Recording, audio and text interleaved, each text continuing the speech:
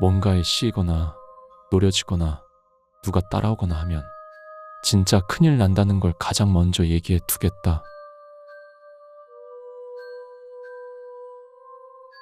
그리고 내 경험담으로 말하자면 한 번이나 두 번 재령 받은 거 가지고 어떻게든 해결되는 경우는 일단 없어. 긴 시간에 걸쳐 천천히 침식되니까 재령을 못한다는 경우가 많다고 해. 내 경우는 거의 2년 반쯤. 일단 먼저 말해두자면 몸도 다 괜찮고 보통 사람처럼 생활할 수 있어. 하지만 유감스럽지만 끝났는지는 알 수 없어. 일단은 처음부터 적을게. 당시 나는 23살, 회사원 1년 차라서 새로운 생활을 하느라 여념이 없었던 때였어. 회사가 작아서 당연히 동기도 몇 명 없었어. 그러니 필연적으로 사이가 좋아지지. 그 동기 중에 도호쿠 지방 출신인 A라는 놈이 있었는데 이 녀석이 또 여러 가지를 알고 있고 엄청 아는 사람이 많고 그랬단 말이야. 그래서 흔히 이걸 하면 어떻게 된다던가 어떠한 것이 온다던가 이런 얘기 있잖아. 그런 얘기는 거의 구라라고 생각하지만 몇 가지는 진짜로 그렇게 되어도 이상하지 않은 게 있다고 해. 그놈이 말하길 뭔가 조건이 몇 가지 있는데 그게 우연히 모일 경우 일어나는 게 아닐까 그러더라고. 내 경우에는 뭐 장난삼아 한 게 원인이지만 당시 나는 차를 산 지 얼마 안 되었던 때였고 혼자 살기 시작한 지도 얼마 안 됐었어. 무엇보다 알바랑은 비교가 안 될 정도의 월급이 들어와서 주말에는 미친 듯이 놀았어. 8월 초쯤 꼬셔서 친해진 애들과 A 그리고 나 총 4명이서 이른바 심령 스팟이라는 장소에 담력 체험을 하러 갔어. 그 장소는 확실히 무서웠고 한기도 들었고 뭐가 있는 듯한 기분이 들었는데 딱히 아무 일도 일어나지 않아서 뭐 스릴을 만끽하고 돌아갔어. 거기 갔다가 3일 후에 있었던 일이야. 당시 회사는 상사가 돌아갈 때까지 신입은 돌아갈 수 없다는 암묵의 룰이 있어서 매일 늦게 퇴근하게 됐어. 지쳐서 집에 돌아온 후 정말 지금 떠올려도 이해를 못하겠는데 방 입구에 있는 전신 거울 앞에서 해선 안 되는 짓을 했어. 시험해볼까 이런 생각한 것도 아니고 그냥 문득 떠올랐던 것 같아. 조금 더 자세히 설명할게. 당시 우리 집은 역에서 걸어서 15분, 4평 정도 되는 원룸이었어. 현관에서 들어오면 좁은 복도가 있고 그 앞에 4평짜리 방이 있어. 전신 거울은 방의 입구, 즉 복도와 방의 경계에 놓여 있어. 내가 A에게 들었던 건 이런 얘기였어. 거울 앞에서 어떤 것을 한 채 오른쪽을 보면 어떤 것이 온다. 자세는 약간 인사를 하는 것 같은 모습이 돼. 올 리가 없잖아. 이렇게 중얼거리면서 인사를 한 채로 오른쪽을 본 그때였어. 방 한가운데쯤에 뭔가 있었어. 겉모습은 명백하게 이상했어. 아마 160cm 정도 됐던 것 같아. 머리는 산발에 허리까지 내려왔었고 발을 내린 것처럼 얼굴에 덮어져 있었어. 아니, 얼굴에는 부적 같은 게 몇 장이나 붙어 있었기 때문에 안 보였어. 이름이 뭔진 모르겠지만 죽은 사람에게 입히는 흰 옷을 입고 있었고 작은 폭으로 좌우로 흔들리고 있었어. 그걸 본 나는 굳어버렸어. 목소리도 안 나왔고 몸이 전혀 움직이지 않았지만 머릿속은 엄청난 회전수로 돌아가면서 지금 일어나고 있는 일을 이해하려고 노력했어. 상상해봐.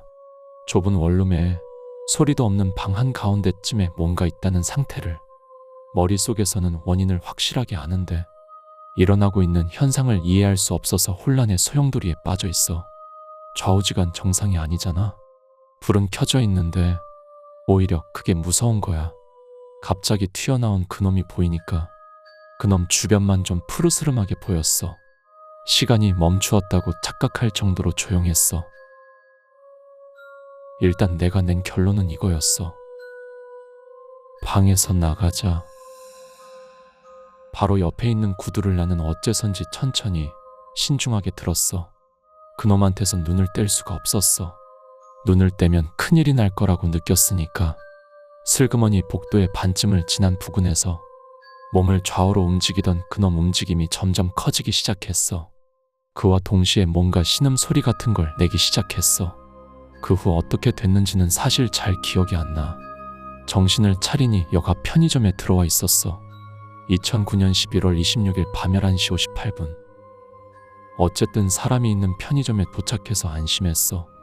하지만 머릿속은 여전히 혼란스러워서 뭐였던 거야 그거. 이런 분노와 비슷한 감정과 문 안 잠갔는데 이런 식으로 이상하게 침착한 내가 있었어. 결국 그날은 집에 돌아갈 용기가 없어서 밤새도록 패밀리 레스토랑에서 아침이 오기를 기다렸어. 하늘이 밝아지기 시작했을 무렵 나는 두려움에 떨며 방문을 열었어. 다행이다. 사라졌어. 방에 들어가기 전에 한 번 더 밖에 나가서 캔커피를 마시면서 담배를 피웠어. 실은 아무것도 없었던 게 아닐까 하는 생각이 들기 시작하더라. 진짜로 그런 게 있을 리가 없으니까. 날이 밝기도 했고 이미 놈이 사라졌기 때문에 좀 여유가 생겼던 거야. 그래서 아까보다는 조금 대담하게 방에 들어갔어. 좋아, 없다 이런 생각을 하면서 커튼이 쳐져 있었기 때문에 어스름한 방에 불을 켰어. 그러자 어젯밤의 사건을 증명하기라도 하는 듯한 광경이 눈앞에 펼쳐졌어. 어제 그놈이 있었던 곳 주변 바닥에 엄청난 냄새를 풍기는 진흙, 아마 진흙이라고 추정이. 그것도 발자국 레벨을 넘은 양이 남아 있었어. 일어난 일을 사실로 재인식하기까지 시간은 그리 걸리지 않았어. 밭 하고 깨닫고 더욱 패닉 상태가 됐는데 나 불 안 껐었어. 스위치를 켠 왼손을 보니 스위치에도 진흙이 묻어 있었어. 잠시 동안 흐리멍텅한 기분에 휩싸였지만 나가버린 건 어쩔 수 없다고 생각하기로 했어. 뭐 이런 게 AB형인 내 전형적인 점인데 그런 상태에서도 진흙을 청소하고 샤워를 하고 출근했어. 냄새가 없어지질 않아서 엄청 열받았는데 이건 이거대로 큰 문제지만 회사를 쉬는 것도 중대사였으니 말이야. 회사에 도착하자 평소와 다름없는 일상이 기다리고 있었어. 나는 어떻게든 A와 얘기할 시간을 노렸어. 사건의 발단에 관련된 A한테서 어떻게든 정보를 얻기 위해서. 점심시간이 되자 드디어 얘기를 하는데 성공했어. 아래에 쓴 게 나랑 A의 이야기야. 전에 얘기했던 무엇을 하면 어떤 것이 온다라는 얘기 있었잖아. 어제 그거 했는데 왔어. 뭔 소리래? 그러니까 진짜 뭔가가 나왔다니까. 아, 엄청난 미인이 나오셨구나. 야, 웃기지 마. 위험한 게 나왔다고. 뭔 소린지 모르겠어. 나도 몰라. 안 되겠다. 끝이 안 나. A를 믿게 만들지 않으면 아무것도 진행이 안 되기 때문에 나는 차례대로 어제 일어난 일을 설명했어. 처음엔 농담이라고 생각하고 있던 A도 드디어 반신반의하는 상태가 됐어. 그래서 일이 끝나고 내 방에 가서 확인하기로 했어. 밤 10시에 다행히 빨리 회사에서 나올 수 있었던 A와 나는 집에 도착했어. 문을 연 순간 오늘 아침 맡은 악취가 코를 찔렀어. 꽉 닫아둔 방의 열기와 함께 정말 냄새가 덤벼들었어. 돌아가는 길에도 집요할 정도로 설명을 나에게 들은 A는 한마디 중얼거렸어. 진짜야? 믿은 것 같아. 문제는 A가 어떠한 해결책을 내줄지였는데 소망하던 일은 일어나지 않았어. 일단 재령을 받는 편이 좋다는 것과 아는 사람에게 물어보겠다는 말을 남기고 그놈은 도망치듯 돌아갔어. 예상대로라고 밖에 말할 수가 없었지만 나는 놈의 마당발에 기대를 걸었어. 냄새나는 곳에 있고 싶지 않은 마음 때문에 그날은 캡슐 호텔에서 묵었어.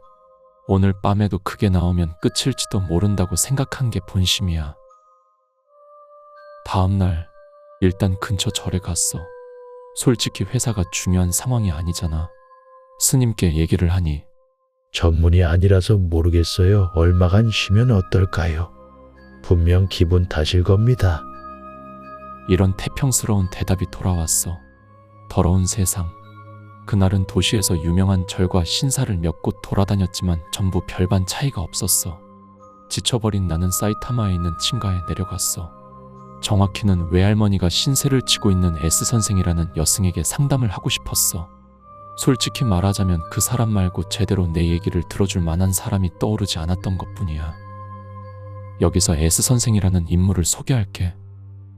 어머니는 나가사키 현 출신으로 당연히 할머니도 나가사키에 있어. 할머니는 전쟁 경험으로 인해 신실한 불교 신자였어. S 선생은 그 할머니가 일주일에 한 번 가는 자택 겸 절의 주지스님이었어. 나도 몇 번 정도 만난 적이 있었어. 자세히는 모르지만 교파의 이름은 교과서에 오를 정도였으니 사이비나 영능력자 따위와는 비교가 안 될 정도로 제대로 된 부처님을 모시는 분이야. 인품은 온화하고 침착하고 상냥한 말투야. 내가 중학교에 입학할 쯤 아버지가 땅을 사고 집을 세우게 됐었거든. 그때 지진제라고 하나? 아무튼 그 땅에 재령을 받았어. 지진제를 하고 일주일 후 나가사키에 사는 할머니한테서 땅이 좋지 않으니 S 선생님이 재령하러 간다는 전화가 왔었어. 당연히 어머님은 벌써 했는데 왜 하냐고 했대. 그러자 할머니가 이랬다는 거야. 그래도 S 선생이 아직 남아있다고 하시더라. 즉, 내가 아는 한 유일하게 의지할 수 있는 인물일 가능성이 높은 게 S 선생이었어. 날도 저물기 시작해. 사이타마의 친가 근처에 있는 버스 정류장에 도착했을 쯤에는 밤 9시가 되기 조금 전이었어. 도내와는 달리 공장밖에 없는 마을이라서 밤 9시밖에 안 돼도 인기척은 없어. 버스 정류장에서 친가까지 약 20분 정도 빠른 걸음으로 걸었어.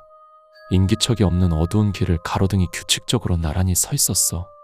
내심 그저께 일이 플래시백 되기 시작해서 꽤 두려웠는데 다행히도 그놈은 나타나지 않았어. 근데 밤이 돼서 쌀쌀해진 탓일까 나는 내 몸의 이변에 눈치를 챘어. 아무리 생각해도 목 아래 부근이 뜨거워. 이해가 잘 안 될지도 모르지만 예를 들자면 목에 끈이 감겨서 좌우로 끌리고 있는 듯한 느낌. 목에 손을 대보고 한기가 들었어. 뜨거워. 목만 뜨거워. 게다가 따끔거리기 시작하는 거야. 아무리 생각해도 발진 같은 게 생긴 느낌이 들었어. 걷고만 있을 수 없기에 친가까지 전속력으로 달렸어. 숨을 헐떡이며 친가의 현관을 열자 어머니가 마침 전화를 끊는 참이었어. 그리고 내 얼굴을 보자마자 이렇게 말했어. 너! 나가사키의 할머니에게서 전화가 왔는데 걱정이래. S 선생님이 내가 안 좋은 일을 겪고 있으니 이쪽으로 오라고 하셨대. 너 무슨 일 저지른 거야? 어머 세상에, 너 목 주변이 왜 그래? 어머니께 대답하기 전에 현관 거울을 봤어. 그놈이 올지도 모른다는 생각은 안 했었지.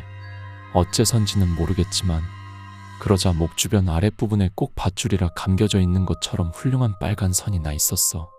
가까이서 보니까 옅은 발진이 선명하게 생긴 상태라 아무리 날아도 작게 몸이 떨렸어. 아무 생각도 하지 않고 어머니에게도 한마디도 대답하지 않고 계단을 뛰어 올라가서 어머니 방에 있는 작은 불상 앞에서 계속 나무아비 타부를 외웠어. 그거 말고는 아무것도 할 수가 없었어. 내가 걱정된 아버지가 왜 그러냐고 소리를 지르며 달려왔어. 어머니는 보통 일이 아니라는 것을 눈치채고 할머니에게 전화를 하고 있었어. 어머니의 목소리가 들렸어. 울고 계셨어. 도망칠 곳은 없다고. 무서운 일이 벌어졌다고. 이때 겨우 이해했어. 친가로 내려가 내가 놓여진 상황을 이해하고 3일이 지났어. 정신적으로 내몰린 탓인지 아니면 어떤 방법으로든 그놈이 날 그렇게 만든 건지는 알 수 없었지만 2일간 고열이 나서 고생했어. 목에서 이상할 정도로 땀이 나더니 2일째 낮에는 피가 맺히기 시작했어. 3일째 아침에는 목에서 피가 먹기 시작했어. 원래 맺힌 정도였으니까 열도 미열 정도까지 내려가서 조금은 진정됐어. 그런데 목 주변이 이상하게 간지러웠어. 따끔따끔하고 아프면서 가려워. 베개나 이불, 타월 같은 게 닿으면 역계 날카로운 아픔이 느껴졌어. 피가 났었으니까 딱지가 생겨서 아픈 거라 생각하고 일부러 만지지 않도록 했어. 이불 속에 들어가서 해질녘까지 신경 쓰지 않겠다고 다짐했지만 화장실에 갔을 때 아무래도 신경이 쓰여서 거울을 봤어. 거울 같은 건 보고 싶지도 않은데 나 자신에게 일어나고 있는 일을 내 눈으로 확인하지 않으면 미칠 것 같았던 거야. 거울은 생전 처음 보는 광경을 비추고 있었어. 목에 생긴 불구스름한 건 완전히 나았어.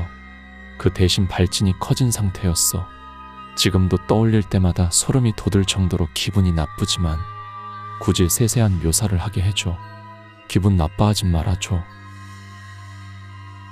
원래 목을 두르고 있던 선의 두께는 1cm 정도였어. 그게 새빨갛게 변했고 원래 꽤 흰 피부인 내 피부랑 대비되어서 꼭 빨간 끈이 감겨있는 것처럼 보였어. 이게 3일 전 일이야. 눈앞에 있는 거울에 보이는 나한테는 고름이 고여 있었어. 아니, 정확하진 않네. 정확하게는 빨간 선을 만들던 발진에는 고름이 고여 있었고 꼭 엄청 큰 여드름이 드글거리는 것 같았어. 그 대부분의 고름이 고여 있었고 너무나도 역겹고 기분이 나빠서 그 자리에서 토했어. 깨끗한 물로 목을 씻고 어머니께 연고를 빌려 그걸 바르고 울면서 이불로 돌아갔어. 아무것도 생각하고 싶지 않아서. 오직 왜 나인 거야? 이 분노뿐이었어. 울다 지쳤을 쯤 휴대폰이 울렸어. A한테서 온 전화였어. 이럴 땐 정말 사소한 거라도 희망이란 건 엄청난 에너지가 되더라. 솔직히 이렇게 기쁜 전화는 지금까지 없었어. 여보세요? 괜찮아? 아니, 괜찮을 리가 없잖아. 아, 역시 위험해? 위험한 정도가 아니라고. 근데 뭐라도 정보는 없어. 현지 친구에게 물어봤는데 말이야. 아는 놈이 없어서 미안하다. 아, 그래서? 솔직히 A 나름대로 여러 가지를 알아봐 줬을 거라고 생각하지만 이 당시에 나는 상대를 배려할 여유 같은 건 없었으니까 상당히 자기 중심적인 말투로 들리겠지. 아니, 그 대신 친구 아는 사람 중에 그런 종류의 강한 사람이 있어서 말이야. 소개해줄 수 있다는데 돈이 필요하대. 돈 받는 거야? 응, 그런 거 같아. 어떡할래? 얼마나 드는데? 아는 사람 얘기로는 일단은 50만 원 정도라고 해. 뭐? 50만 원이라고? 당시 나에게 있어서 일을 하고 있다고는 해도 50만이라니 낼 수 있을 리가 없는 금액이었어. 돈이 없었지만 공포와 괴로움에서 해방될 수 있다면 선택지는 없었어. 알았어. 언제 소개해 줄래? 그 사람 지금 군마에 있대. 아는 사람에게 물어볼 테니까 조금 기다려봐. 2009 10일 29 19시 57분. 얘기가 좀 과거로 돌아가는데 내가 불상 앞에서 나무아비 타부를 반복해서 외우고 있었을 때 어머니는 할머니께 전화를 걸고 계셨고 얘기를 들은 할머니는 바로 S 선생님께 상담을 받으러 갔어. 상담이라기보단 도와달라고 부탁하러 갔다곤 하지만 최종적으로는 S 선생님이 와주시기로 했어. 그런데 S 선생님도 바쁘시고 무엇보다도 고령이야. 이쪽에 오는 건 3주 후로 정해졌어. 즉 그 3주간은 불안과 공포와 무슨 일이 일어나도 이상하지 않은 상황을 겪지 않으면 안 되게 되었어. 그런 상황이니 조금이라고 할 수 있는 일을 하지 않으면 마음이 진정되지 않았어. A가 밤 11시 넘었을 쯤 다시 전화를 했어. 기다리게 해서 미안해. 아는 사람에게 얘기를 하니 연락을 해줘서 내일 가준대. 내일? 내일 일요일이잖아? 그렇구나. 어느새 그것을 보고 5일이 지났구나. 신기하게도 회사 일은 까먹고 있었어. 알았어. 고마워. 우리 집까지 와주는 거야? 집까지 간대. 차 타고 간다니까 주소를 메일로 보내줘. 넌 어떡할 거야? 와줬음 하는데. 갈게. 돈 나중에 내도 되려나? 아마 괜찮지 않을까? 알았어. 근처에 도착하면 전화해. 그날 밤 꿈을 꿨어. 자고 있는 내 옆에 흰 일본 전통 복장을 입은 젊은 여자가 정절을 하고 앉아 있었어. 내가 눈치를 채자 미츠유비를 하고 깊숙이 고개를 숙인 후 방에서 나갔어. 방에서 나가기 전에 다시 한번 깊숙이 머리를 숙였어. 이 꿈이 그놈이랑 관련이 있는지는 몰랐지만 다음날 낮에 A한테서 연락이 와서 전화로 유도를 한 뒤 마중을 나갔어. 온 사람은 A랑 걔 친구 그리고 30대 후반 정도로 보이는 남자가 왔어. 일반인처럼은 안 보였어. 양아치 같은 느낌이 들고 무슨 일을 하는지 상상도 가지 않았어. 내가 제대로 설명은 하지 않았기 때문에 부모님이 의아해하셨어. 일단 틀림없이 가명이라고 생각되지만 남자는 하야시라고 자신을 소개했어. 하야시가 말했어. 티군의 이야기는 친구분께 들었어요. 정말 귀찮게 되었네요. 이제 와서 얘기해서 미안하지만 티라는 건 나. 대화 중에 나오는 친구분이라는 거네이라고 생각하고 읽어줘. 아버지가 말했어. 하야시 씨는 무슨 관련으로 오신 겁니까? 아니 이건 이젠 초보자가 어떻게 할 수 있는 상황이 아닌 겁니다. 아버님 아시겠어요? 믿기지 않으실지도 모르겠지만 이대로 있다가는 티군 위험하다고요. 그래서 A가 친구인 티군이 위험하니 도와달라고 해서 여기까지 오게 됐습니다. 티는 위험한 건가요? 아니 그게 말이죠. 저도 꽤나 이런 걸 겪었지만 이렇게 심한 건 처음 봅니다. 입안 가득 나쁜 기운이 충만해 있어요. 실례합니다만 하야시 씨의 직업을 여쭈어봐도 되겠어요? 아 신경 쓰입니까? 거야 갑자기 와서 이런 얘기를 하면 수상하게 보이겠지요. 그래도 말입니다. 제대로 재령을 하고 주변을 정화하지 않으면 티군은 정말로 끌려 가버립니다. 저 하야시 씨께 부탁드려도 되나요? 거야 맡겨주신다면야. 이런 건 저 같은 전문가가 아니면 안 되니 말이지요. 단지 말입니다 어머님. 저도 리스크가 있으니 말이죠. 조금 쥐어주시지 않으면 좀 그렇지요. 무슨 뜻인지 아시죠? 얼마를 내면 됩니까? 그렇네요. 200만에는 받아야. 엄청 비싸구만. 지금도 A가 친구를 도와달라고 하기에 일부러 시간을 내러온 거라고요. 싫으시다면 전 별로 상관없으니까요. 그래도 겨우 200만엔으로 티군을 살릴 수 있다면 싼 편이라고 생각됩니다만 게다가 티군도 절에 갔지만 상대도 해주지 않았잖아요. 이런 걸 아는 사람은 극소수라고요. 다시 처음부터 찾아다닐 겁니까? 나는 입을 다물고 듣고 있었어. 아무리 그래도 200만엔이란 말을 들었을 때는 A를 쳐다봤는데 A도 곤란한 듯한 표정을 짓고 있었어. 결국 아버지도 어머니도 알 수 없는 일에 그 이상 의견을 말할 수 있을 리도 없고 할 수 없이 맡기기로 했어. 하야시는 바로 그날 밤 재령을 하겠다고 했어.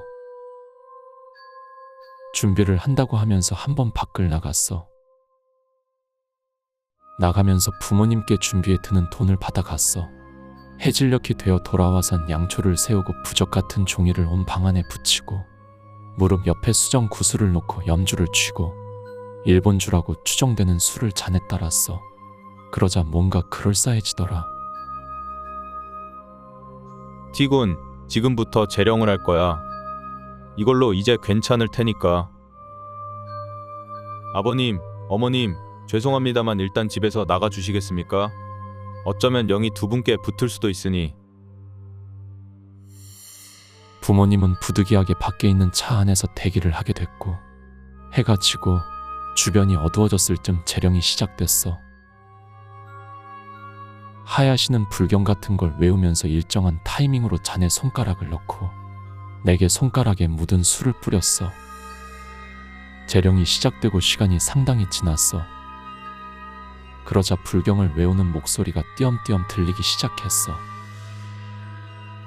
눈을 감고 있었기 때문에 기분 나쁜 분위기와 조금씩 이상해져 가는 불경만이 내가 알 수 있는 전부였어. 처음엔 눈치를 못 챘는데 목이 이상하게 아프더라. 가려움을 넘어서서 확실하게 아픔이 느껴졌어. 눈을 뜨지 않기 위해 아픔을 토하듯 이를 꽉 물고 있자 불경이 멈췄어. 그런데 이상해. 잘 모르겠지만 불경이 애매한 부분에서 끝난 것처럼 느껴졌고 끝났는데도 아무런 말도 걸지를 않았어. 무엇보다도 목의 아픔은 전혀 사라지지를 않고 오히려 심해지는 거야. 한기도 느껴지고 무언가가 이불 위로 올라탄 것 같은 느낌이 들었어. 눈을 뜨면 안 돼. 그것만은 절대 해선 안 돼. 알고는 있었지만 뜨고 말았어. 눈을 뜨자 끔찍한 광경이 펼쳐져 있었어. 하야시는 이불에 누워있는 내 오른손 쪽에 앉아서 불경을 외우고 있었는데 하야시와 마주보는 것처럼 날 사이에 두고 그놈이 정절을 하고 앉아 있었어. 무릎 위에 손을 올리고 상반신만 쭉 늘여 하야시의 얼굴을 뚫어져라 쳐다보고 있어. 하야시의 얼굴과 그놈 얼굴 사이의 간격은 주먹 하나가 들어갈 정도밖에 안 됐어. 신기하단 듯이 얼굴을 비스듬히 하고는 올빼미 마냥 미세하게 얼굴을 움직이고 알아들을 수 없을 정도로 작게 중얼거리면서 하야시 얼굴을 쳐다보고 있었어. 지금 생각해보면 하야시한테 무언가를 속삭이고 있었던 걸지도 몰라. 하야시는 살짝 고개를 숙이고 시선을 아래로 둔 채 눈도 깜빡이지 않았고 입은 칠칠치 못하게 벌린 채 침을 흘리고 있었어. 조금 얼굴이 웃은 것처럼 보였어. 이따금 작게 끄덕였어. 나는 눈을 깜빡이는 것도 있고 응시하고 있었어. 그러자 갑자기 그놈 목 움직임을 멈췄어. 그리고 그 다음 그 얼굴이 내 쪽을 봤어. 나는 서둘러 눈을 꽉 감고 이불을 덮어쓴 채 계속 나무아비 타부를 외웠어. 내 얼굴 바로 앞에서 그놈이 올빼미 마냥 얼굴을 움직이고 있는 광경이 눈꺼풀 위에 떠올랐어. 무서웠어. 덜그덕거리는 소리가 들리고 계단을 내려가는 소리가 들렸어. 하야시가 도망친 것 같았어. 나는 너무 무서워서 계속 이불 속에 있었어. 부모님이 오시고 불을 켜고 이불을 들추었을 때 이불 속에는 둥그렇게 몸이 굳은 내가 있었다고 해. 하야시는 부모님을 쳐다도 안 보고 차에 뛰어들어 기다리고 있던 A와 A의 친구와 함께 어디론가로 사라졌어. 나중에 A에게 들은 얘기론 출발해. 라는 말만 계속했다고 해. 해결이 되긴커녕 더욱 더 나쁜 상황이 되어버린 나에겐 3주 후에 오실 S 선생님을 기다릴 여유 따윈 남아있지 않았어. 2009년 12월 05일 11시 03분 놈을 다시 마주하고 4일이 지났어. 당연한 걸지도 모르지만 목은 상당히 좋아졌어. 아직 멍은 남아있었지만 확실히 체력은 회복됐어. 열도 내려갔고 이젠 몸에는 문제가 없었어. 하지만 그건 신체적인 얘기만 해당될 뿐 나는 아침이고 밤이고 상관없이 두려움에 떨었어. 언제 어디에서 그놈이 나타날지도 모른다고 생각하면 무서워서 견딜 수가 없었어. 잠들지 못하는 밤이 계속되어 밥도 거의 먹지 못하고 언제나 주변 기척을 살피고 있었어. 겨우 10일 만에 내 얼굴은 상당히 변해버린 것 같아. 정신적으로 궁지에 몰린 내겐 더 이상 시간이 없었어. 당연히 정상적인 회사 생활 같은 건 할 수 있을 리도 없고 부모님에게 연락을 해달라고 부탁해서 회사를 그만뒀어. 이것도 나중에 들은 얘기인데 연락을 했을 때 꽤 빈정댔다더라. 아무튼 모든 게 무서워서 빨랫감이나 집 창문에서 보이는 나뭇가지가 흔들린 것만으로도 어쩌면 그놈이 온 게 아닐까 하며 혼자 두려워했어. S 선생님이 오시기까진 아직 2주 정도가 남은 상황이고 나에겐 너무 긴 시간이었어. 날 가엾게 여긴 부모님은 강제로 두려움에 떠는 나를 차에 밀어넣고 어디론가로 향했어. 걱정하지 마. 괜찮아? 아버지가 몇 번씩이나 나한테 말을 걸어주셨어. 차 뒷좌석에서 어머니는 내 어깨를 안고 머리를 쓰다듬어 주셨어. 어머니가 머리를 쓰다듬어 주시는 게 몇 년 만인지 당시 나에게는 시간 감각도 없어서 차를 타고 이동하면서 밤을 맞이했어. 20살도 넘어가지고 부끄러운 이야기지만 어머니께 바짝 붙어 있어서 안심한 건지 오랜만에 깊게 잠이 들었어. 눈을 뜨니 이미 해는 떠 있었고 오랜만에 자서 개운했어. 실제로는 꼬박 하루 반을 잤다고 해. 아마 그렇게 오래 자는 일은 앞으로는 없겠지. 밖을 내다보니 차는 본 적 없는 경치 속으로 나아가고 있었어. 그리고 조금씩 익숙한 경치가 눈에 들어오기 시작했어. 도로 중앙을 전철이 달리고 있어. 차는 나가사키에 도착한 상황이었어. 이걸 깨닫고 아무리 나라도 놀랐어. 계속 두려워하는 나를 염려하여 비행기나 신칸센은 피하고 차를 타고 이동을 해준 거야. 도중에 몇 번이나 쉬었다고 하지만 그래도 제대로 잠도 못 자고 차를 계속 운전하신 아버지와 내가 무서워하지 않도록 계속 곁에 붙어 있어준 어머니의 마음은 평생을 다해도 갚을 길이 없을 거야. 할머니, 할아버지가 사는 곳은 나가사키에 있는 야나가와라는 곳이야. 야나가와에 도착하자 언덕길 아래에 차를 세워두고 부모님이 할머니, 할아버지를 부르러 갔어. 할머니, 할아버지 집은 언덕길 바로 옆으로 들어가 돌계단을 올라가야 했어. 그 사이 나는 차 안에서 혼자 방치됐어. 부모님이 두 분 다 나간 이유는 다리와 허리가 안 좋은 할머니와 S 선생님의 집에서 가져올 짐을 옮기는 걸 돕기 위해서였다는데, 괜찮아, 다녀와. 내가 이렇게 말한 건 정말로 그놈을 얕보고 있었다는 증거인 것 같아. 오랜만에 자기도 했고 지금 있는 곳이 도쿄, 사이타마랑 꽤나 떨어진 나가사키이기 때문에 마음이 누그러진 걸지도 몰라. 차 뒷좌석에 무릎을 끌어안는 식으로 앉아서 멍하니 밖을 쳐다보고 있었는데 갑자기 목에서 아픔이 느껴졌어. 지금까지 느꼈던 아픔과는 비교가 안 될 정도로 부풀려서 말하는 걸지도 모르지만 격통이 느껴졌어. 목에 손을 대보니까 미끌거렸어. 피가 흐르고 있었어. 손가락에 묻은 피가 나를 억지로 다시 현실로 끌고 왔어. 이때 무섭다던가 그놈이 근처에 있을지도 모른다는 생각보다 또냐, 이런 될 대로 되라는 식의 감정이 먼저 느껴졌어. 이젠 뭔가 다 지긋지긋해져서 눈물이 났어. 이 기분이 어떤지 느껴지면 좋겠지만 나쁜 일이 약간의 간격을 두고 계속 일어나면 이젠 어떻게 할 도리가 없을 정도로 우울해지지. 마음의 정리가 되려고 하면 또 나쁜 일이 일어나는 건 괴롭잖아. 마음이 누그러져 있었으니까 더욱 그랬어. 어떻게 하란 거야 대체. 제발 좀 그만해. 나는 이런 혼잣말을 중얼거리면서 울고 있었어. 부모님이 할머니, 할아버지를 데리고 차로 돌아왔는데 바로 날 보고 패닉에 빠지셨어. 거야 그 당사자인 내가 목에서 피를 흘리면서 뒷좌석에서 고개를 숙인 채 울고 있으니 아무 일도 없었을 리가 없지. 무슨 일이야? 뭐라고 말 좀 해. 세상에 어떻게? 티야, 정신 똑바로 안 차리나? 왜 가는데? 여보, 어떡하지? 이때는 나도 모르게 소리를 지르고 말았어. 니들 다 시끄럽다고. 이런 상황에서 설명 같은 게 가능할 리 없잖아.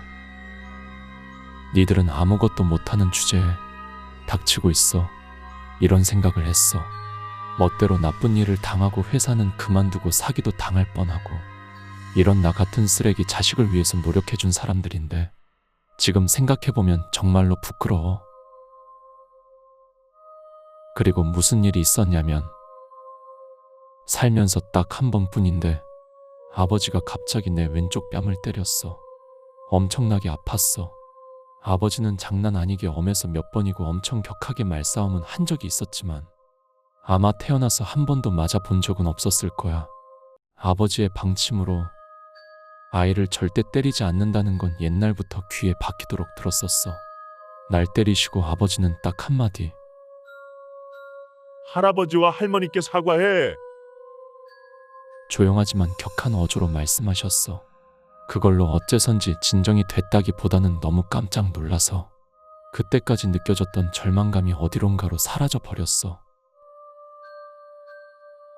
진정하고 가족들한테 사과를 하자 갑자기 배짱이 생긴 기분이 들었어. 달리기 시작한 차 안에서 날 격려해준 할머니, 할아버지 말에 엄청 감동을 받고 또 울었어. 내가 생각해도 정말 마음이 약했어. 나는 S 선생님의 집 저리기도 한 곳에 도착하자 갑자기 마음이 가벼워졌어. 무슨 일이 일어났다기보다는 내가 멋대로 안심했다는 게 맞을 거야.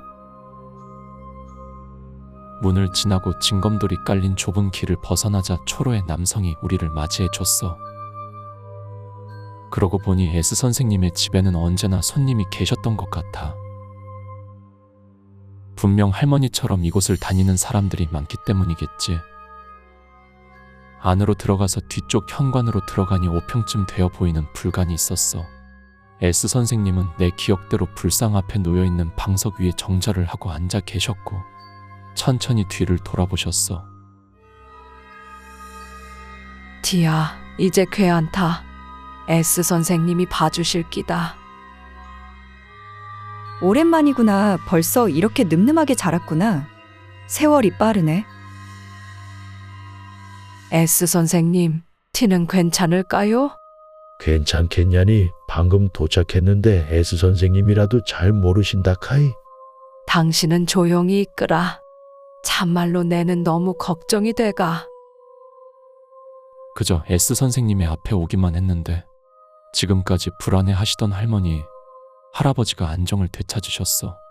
그건 부모님에게도 내게도 전해져서 깊게 숨을 내쉬자 몸 안에서 나쁜 게 빠져나간 것 같은 기분이 들었어. 부모님도 이젠 체력적으로도 정신적으로도 한계에 다다르셨나 봐. 피곤하지? 이 뒤는 S 선생님이 잘 해주실 기다. 옆방에 가시어라. 부침성 있는 할아버지의 말을 듣고 부모님은 옆방으로 갔어. 그럼 티짱 이쪽에 오렴. S 선생님께 불려서 선생님을 마주보며 정자를 하고 앉았어. 그럼 여러분도 옆방에 가서 쉬세요. 티짱과 얘기를 나누고 싶으니까 뒤는 내게 맡기고 이쪽 방에는 다 됐다고 할 때까지 들어오면 안 됩니다. 잘 부탁드립니다. 디짱 걱정 말거라. S 선생님께서 잘 봐주실 끼다. 니는 선생님 말 잘 듣기만 하모 되는 기다. 알겠나? 거듭 S 선생님께 부탁을 하고 내게 격려를 해준 할머니, 할아버지의 모습에 또 눈물이 흘렀어. 완전 울보네 나. S 선생님께 가까이 오라는 말을 듣고 무릎과 무릎이 맞닿을 정도로 가까이 가 앉았어. 선생님은 내 손을 쥐고 잠시 동안 아무 말도 하지 않고 상냥한 얼굴로 나를 바라보셨어. 나는 어째선지 나쁜 일을 저지르고 혼나지 않을까 하고 부모님의 눈치를 보던 어릴 적 같은 그런 감정을 느끼고 있었어. 눈앞에 일부러 적겠는데 나보다도 작고 확실히 힘도 없는 할머니의 압도적이지도 않고 아무렇지 않은 그 분위기에 말려들고 있었어. 이런 사람이 진짜 있구나 싶더라. 어떻게 할까? 티짱 무섭니? 네, 그렇겠지. 이 상태로 계속 지낼 수도 없으니까. 아, 괜찮아. 혼잣말이니까. 뭐가 괜찮아? 전혀 안 괜찮다고. 이런 감정이 넘쳐 흘러서 참지 못하고 결국 터져버렸어. 정말 인간으로서 미숙해. 나는 전 어떻게 되는 겁니까? 진짜 빨리 어떻게 좀 해주세요.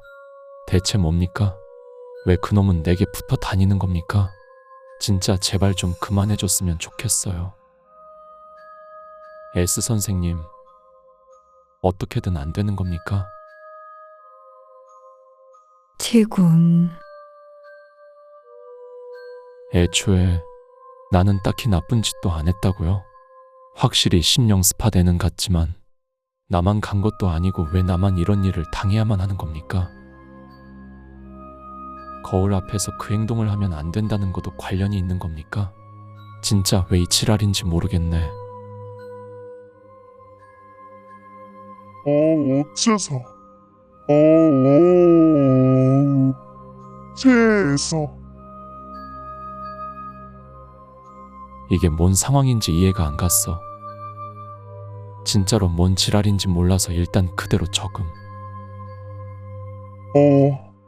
어째서? 왼쪽 귀에 앵무새나 인코 같은 높은 톤에 억양이 없는 목소리가 들리기 시작했어. 그게 어째서라는 말을 반복하고 있다고 이해하기까지는 조금 시간이 걸렸어. 나는 S 선생님의 눈을 보고 있었고 S 선생님은 내 눈을 보고 있었어. 그런데 상냥하던 S 선생님의 얼굴이 무표정으로 바뀐 것처럼 보였어. 왼쪽 시야에 뭔가 있다는 건 이미 알고 있었어. 슬쩍슬쩍 보게 되니까 안 그러면 좋았을 텐데 왼쪽을 보고 말았어. 목에서 뜨뜻미지근한 피가 흐르는 걸 느끼면서 그놈이 서 있었어.